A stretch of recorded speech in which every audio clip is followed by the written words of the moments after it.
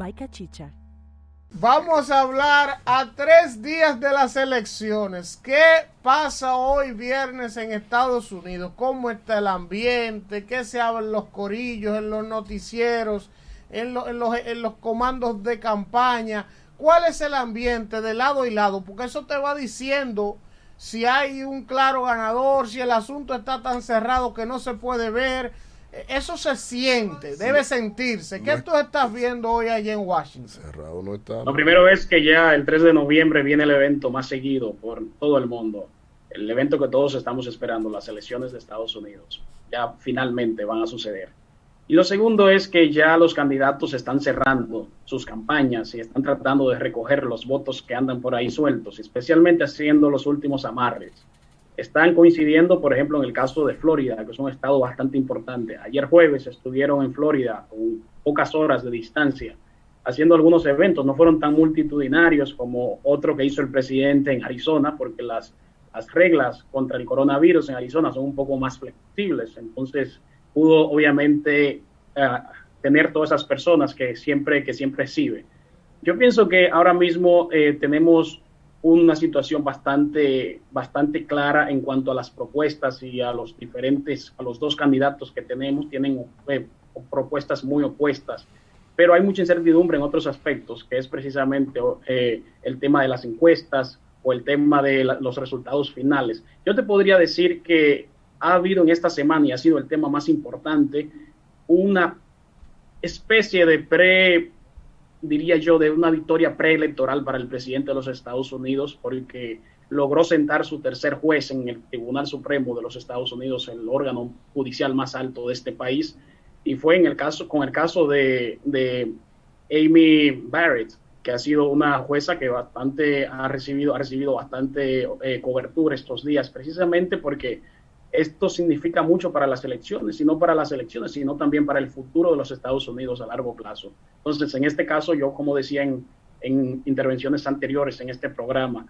la realidad es que los demócratas tenían muy poco que buscar en esta pelea, porque desde un principio dije que los demócratas tenían mucho que perder y los republicanos mucho que ganar, porque en ese momento, cuando estaba viva la jueza Ginsburg, la cuenta estaba 5-4. Ahora, con su muerte y la nueva jueza, la cuenta entonces se pone 6-3. Por lo tanto, los republicanos, independientemente del resultado que tengan el 3 de noviembre, han hecho una inversión a largo plazo en el futuro ideológico de este país. Van a tener un país que será conservador, que tomará decisiones conservadoras, y será ese el enfoque, por una razón muy simple, y es que los jueces del Tribunal Supremo son vitalicios. Entonces, ya sabemos que por unos cuantos años esto va a ser así, al menos que uno de ellos lamentablemente fallezca, pero no es algo que sucede con mucha frecuencia.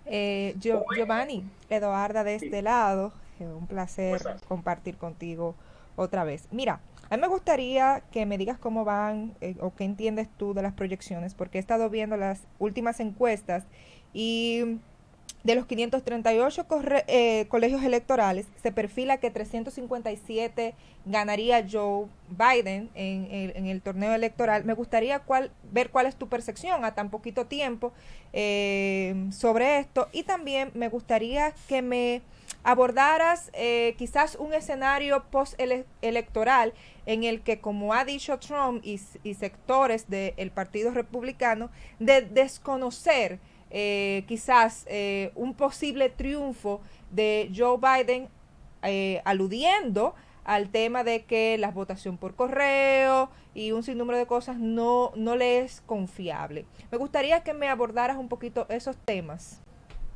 Y precisamente aquí entra otra vez la jueza Amy Coney Barrett. ¿Por qué? Porque Trump con ella ha logrado quizás una especie de seguro de vida postelectoral. Me explico. En los últimos debates presidenciales han sido 2. El presidente ha sido incapaz de asegurar que va a conocer o a reconocer los resultados de las elecciones del 3 de noviembre. Esto significa que estas elecciones, y ya lo hemos visto porque esto se está demostrando, van a ser las más litigadas. Es decir, en algún momento este tema tendrá que llegar al Tribunal Supremo. Y cuando llegue al Tribunal Supremo, obviamente sabemos que tendrá un papel fundamental, como lo tuvo en las elecciones del 2000 entre Al Gore y George Bush. Entonces te das cuenta que el presidente no ha dejado claro si va a reconocer estos resultados, si hay institucionalidad en ese sentido, y por lo tanto es importante que se sepa que ese es el escenario postelectoral que no queremos, pero que trae mucha incertidumbre y que es posible, totalmente posible.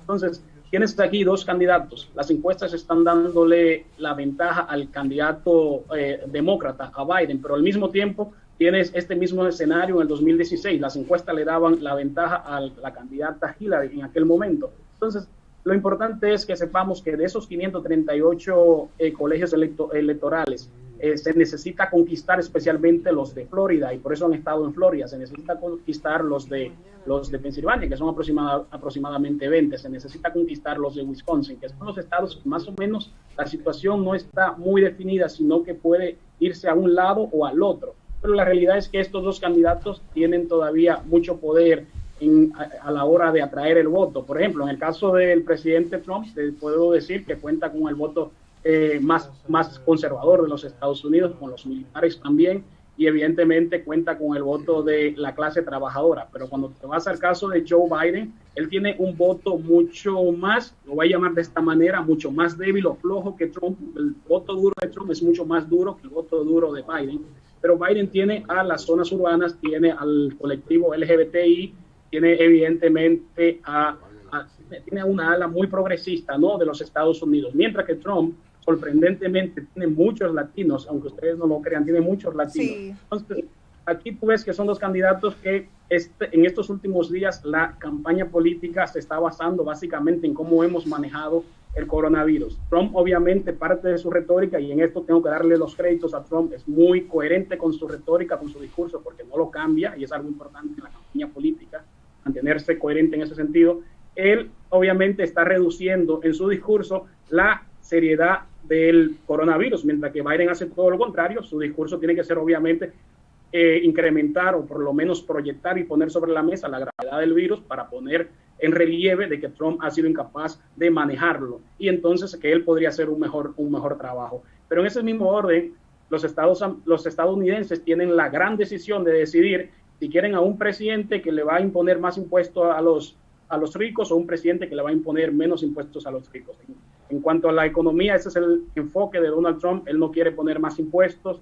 Y en cuanto al tema del comercio, evidentemente Trump siempre aquí impregna un poco el aspecto del nacionalismo y del proteccionismo económico cuando dice que queremos que se compre en Estados Unidos, pero sobre todo que no se compre en China. Eso es lo más importante. Pero hay otros temas que también tienen divididos al votante, como es el cambio climático. En este caso, Trump es un negacionista, como también es un negacionista del coronavirus. Se salió de la Organización Mundial de la Salud. Biden dice que va a regresar a la Organización Mundial de la Salud.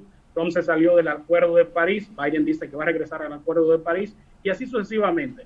Lo más claro aquí que podemos ver sobre la mesa es que las encuestas dicen que Biden será el ganador, pero la gran incertidumbre nos la trae la historia de los Estados Unidos, que se repite y se repite de manera cíclica, y muchas veces quien gana el voto popular no gana las elecciones. ¿Por qué? Porque las encuestas están para medir las emociones del votante, y lamentablemente las encuestas son incapaces de medir las emociones o los sentimientos del voto electoral. Sí pueden hacerlo con el voto popular, que es todo aquel que puede votar. Ahí me gustaría también hacerte la pregunta, porque Hillary Clinton ganó por casi 3 millones de votos a Donald Trump las elecciones en cuanto al voto popular, y no a los colegios electorales. Y también ha pasado en otras ocasiones, como George Bush y un sinnúmero, que han sido otros candidatos los que han ganado el voto del ciudadano, ¿no? Pero según he visto en las encuestas, se perfila que Joe Biden gane 358 votos electorales y también gane el voto popular. La pregunta sería, con este nivel de legitimidad que tendría, ¿habría espacio a dudar y apelar el proceso en la Suprema Corte? Sin duda, desde el bando republicano eso siempre será una opción. Está evidentemente puesto ahí afuera, ¿no?, de que se puede hacer eso. Pero yo pienso que Biden tiene gran posibilidad en esta ocasión, probablemente más posibilidad que la que tuvo Hillary Clinton. La única diferencia es que en el caso de Trump ya ha estado en situaciones de desventajas en el pasado, y ahora mismo es presidente de los Estados Unidos, que es una situación de ventaja. Él no tuvo en el 2016. Es un punto que tenemos que tener en cuenta. Pero algo importante con relación al voto, para garantizar esos votos populares y electoral sobre todo que necesita Biden, es que el voto, por ejemplo, por correo electrónico este año va a tener un papel protagónico de primer orden, porque ya a esta fecha hay más de 73 millones de personas que han votado por el voto electrónico, por el voto postal o voto anticipado de correo postal. Eso significa que no había sucedido jamás esto, es totalmente un nuevo precedente. Y tradicionalmente, el voto anticipado tiende a ser demócrata. El republicano generalmente, como es un voto bastante duro, en el caso para Trump, puede escuchar lo que escuche, puede ver lo que vea, pueden destaparse 20 escándalos en contra del otro candidato y ellos no van a cambiar de parecer. Por lo tanto, ellos siempre se mantienen firmes y dejan su voto hasta el último día porque no lo van a cambiar. Los demócratas tienden a votar para asegurar su voto más temprano, mientras que los republicanos votan el mismo día de las elecciones generalmente. Entonces esto quiere decir que hay 73 millones de votos ya emitidos y probablemente gran parte de esos votos quizás tienen una inclinación a los demócratas. Por lo tanto, eso también le puede dar mucha aquiescencia o quizás mucho asidero jurídico, político, electoral a los demócratas defender su voto en caso de que tengan o piensen que ha sido vulnerado el proceso. Pero yo pienso que obviamente los republicanos sí están preparados para reclamar, pero los demócratas con esta ventaja tan grande que al menos las encuestas le están dando, también deben estar preparados para proteger su victoria en caso de obtenerla, obviamente. Giovanni, Elías Cornelio, hermano, saludarte como siempre. Mira, además del tema presidencial, estará, y para lo que se conoce del tema estadounidense, lo importante que estará en juego 1/3 del Senado para estas elecciones y estará también en juego la Cámara de Representantes. El poder que tiene el Senado estadounidense es muy grande. Hoy se encuentra entre 53 republicanos y 45 demócratas. ¿Qué se podría esperar con esta elección? Porque teniendo el tema de las cortes, de la Suprema Corte, pero si se logra que los demócratas puedan tener un control del Senado y también un buen control en la Cámara de Representantes, eso fuera un punto positivo para un futuro gobierno demócrata. ¿Qué se espera? ¿Qué dicen las encuestas de esos 33 senadores que estarán en juego también para el 3 de noviembre? Yo pienso que se puede esperar un escenario parecido al que ocurrió en el 2018, en las elecciones de medio término. En Estados Unidos hay elecciones básicamente cada 2 años, porque el Congreso no se renueva en un año electoral totalmente. Generalmente se divide, es por partes. Entonces, en el 2018 vimos que fue probablemente el Congreso más progresista, más diverso, étnicamente hablando, incluso políticamente hablando también. Y yo pienso que eso se va a mantener, esa tendencia. Probablemente los republicanos van a perder un poco de poder en estas elecciones del 2020. Y es algo que ya vimos y probablemente se va a mantener igual, es lo que pienso. Ahora, si se da ese proceso o ese escenario de que los demócratas ganen en la Casa Blanca y además también tengan mayoría en ambas cámaras legislativas, será evidentemente el escenario ideal para el presidente demócrata para llevar a cabo o por lo menos movilizar y llevar hacia adelante su agenda política en los Estados Unidos.